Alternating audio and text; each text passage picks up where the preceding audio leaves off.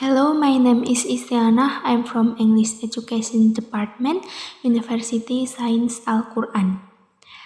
In this video, I'm going to present a quick analysis of figurative language from On Children, a poetry by Khalil Gibran, which is one of the poetry from his book The Prophet. Okay, without further ado, let's get to the poem. But before we jump into the analysis, let's first take a look at the meaning. This poem reveals the true meaning of parenting, provoking the point of view that the parent should have in raising children. The Prophet Al-Mustafa is a wise person and he is aware of all worldly affairs. The difference between him and others is Mustafa knows the best way to guide them, whereas others are confused regarding what they do in their lives. Therefore, when the mother asks him to throw light on children, the first thing he says is that whom they are treated as their children are not their children at all. They are the parts of the universal soul. According to the Prophet, a soul needs a medium to come into this earth. Parents are this medium. They have to nourish the soul until they break out their chrysalis and start to discover the mysteries of the self. Parents are like arrows that are used only to launch arrows. God grips the bows and directs the arrows in a specific direction. Parents have to act accordingly. If they try to change this course, they are not only taking the wrong decision, but also hindering the divine scheme. Next, let's see the device and figurative language contained in this poetry. On Children is a prose poem or poetry.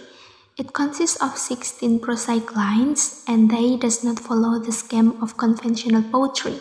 It is a free verse because it doesn't have a specific rhyming scheme. On Children contains several literary devices that are used for making the ideas more interesting as well as thought-provoking. For example, its start line contains a paradox. Your children are not your children.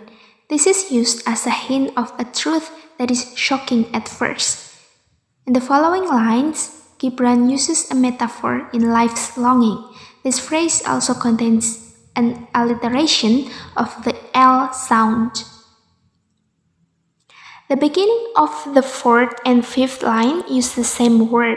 It is called anaphora, when some word or phrase is presented repeatedly.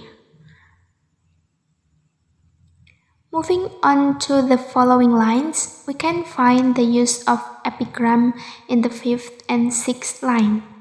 The 11th line, you might strive to be like them, but seek not to make them like you, is contained an antithesis.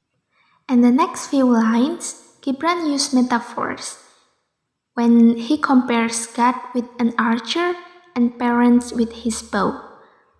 He also made a comparison between arrows and children. The last line again contains epigram.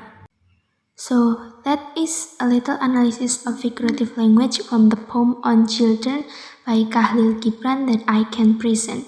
In conclusion, the language device and figurative language used in this poetry are paradox, metaphor, alliteration, anaphora, epigram, antithesis, and personification.